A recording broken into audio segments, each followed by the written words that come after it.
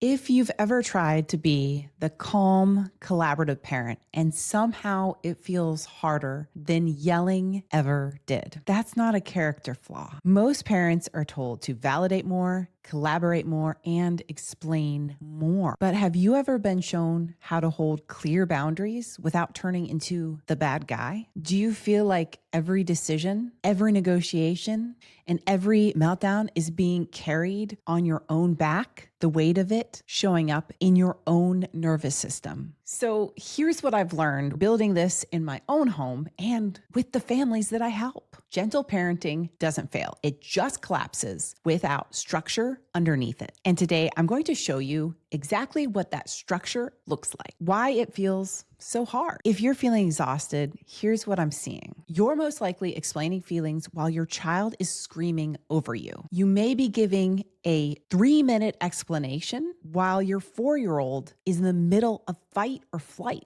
If you're trying to collaborate in the middle of a meltdown, and sometimes you feel that meltdown actually gets worse, you're not alone. That was my experience too. There were moments where I tried to stay calm, use all the right scripts, and validate feelings. And guess what? The behavior escalated. And that's so confusing for us as parents because you think, if I'm doing this right, why isn't it working? So here's what I've learned. When a child is dysregulated, language processing drops. So more words don't create more listening. It's not that empathy is wrong. It's that timing matters. And even knowing that doesn't automatically stop the loop because all of you changes your tone, but not the structure around the moment. You're still carrying the entire load yourself. And that is exhausting. If this resonates, hit like so I know that this kind of conversation is one that you want to hear more about. Now, let me show you what changed things for me, the missing foundation. When I talk about structure, I don't mean punishment. I mean containment. If empathy is the walls of the house, structure is the foundation beams that hold it up. And I didn't realize before how much I was skipping that layer. There was a season in my house where my twins were ramming toys into everything. They broke 2 TVs and they shattered a dining room light, glass flying all over the table and floor. They would grab their push walker toys and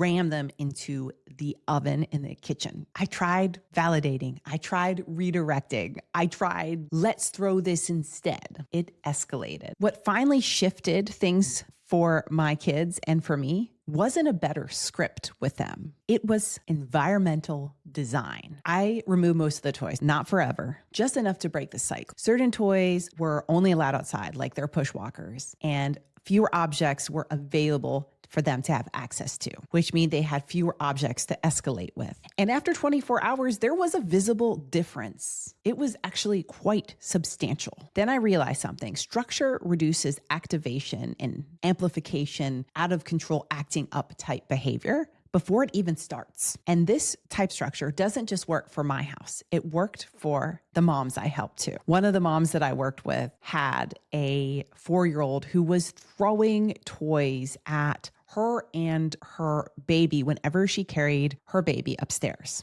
He wanted to be carried, not the baby, and she felt stuck in the situation. She didn't want to punish him for this and she didn't want to yell at him, but she couldn't carry both children up the stairs at the same time. And that's what her toddler was demanding of her. So I worked with her on this. And instead of lecturing him about his feelings or the logistics of what she's capable of doing, and instead of putting him in timeout, she removed the objects that he was throwing that was part of his escalation spiral. I worked with her on something to say to him before things got out of control. I'm carrying the baby. You can either walk up with me or wait and I will come back and get you. And because there weren't toys available to throw, the escalation did not continue. Most of the time, she reported back that he chose to wait. So she came back and she got him and brought him up the stairs. And later on, she told me that the throwing stopped after that. He hadn't thrown at that point for months. He just completely stopped throwing things at her and her baby. And it was not because he was shamed and not because he was punished. It was because the environment no longer supported that behavior. That is structure. So another mom I helped work with had a child that was being unsafe near the deep end of the pool. She said she felt like she was repeating herself 20 times, trying to get him not to go over there. So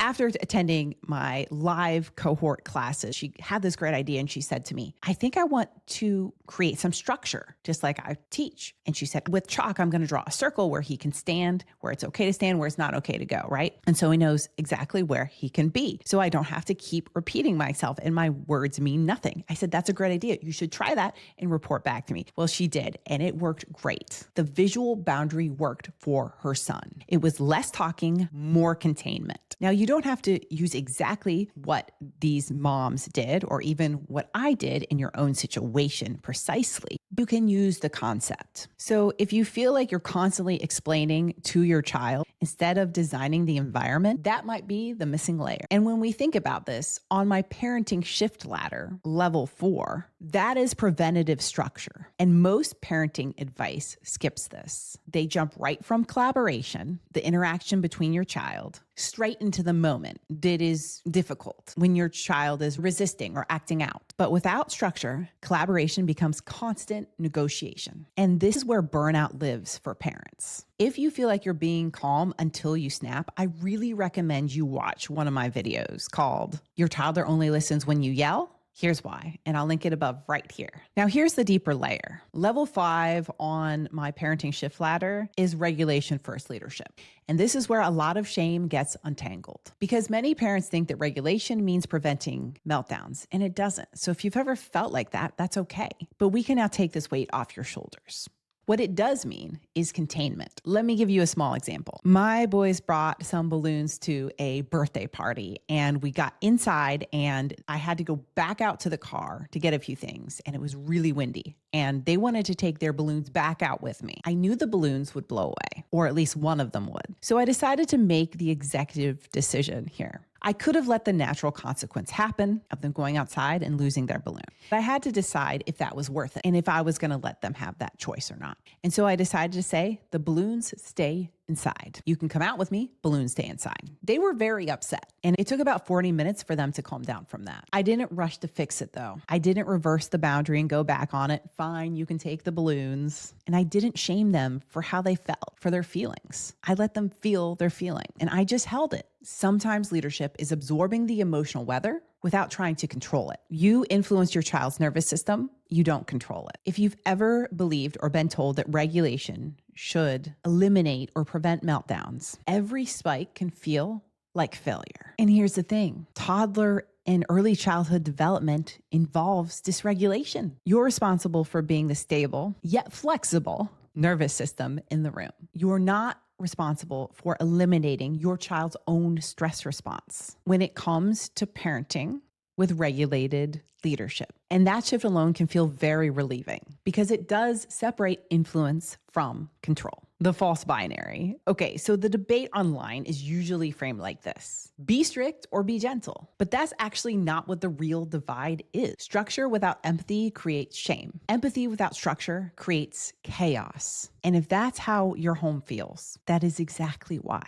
If we really want our child to listen, listening grows from structure plus leadership, not from fear or threats or bribes, and not from endless collaboration, from containment first, then connection, then skill building when the brain is available. Gentle parenting doesn't fail kids. Structureless parenting exhausts parents, which then lets our kids down. If this video did anything, I hope it showed you this. Your intentions were good and you weren't doing it all wrong. You were building walls without a frame. And once you add structure and regulation first leadership, you end up doing less work, not more. Now, knowing this doesn't automatically shift the pattern. So if you want to see a visual breakdown, learn more about my toddler reactivity loop, how to move up the ladder from escalation to leadership, and how to add more structure into your parenting so you can do more good for your kids by doing less, I have that link below, pinned in the comments. And if this helped you feel less alone, I welcome you to subscribe to the channel because this is the nervous system level parenting we talk about here. You're not crazy. You just might be missing a layer. All right, parents, I'll see you in the next video.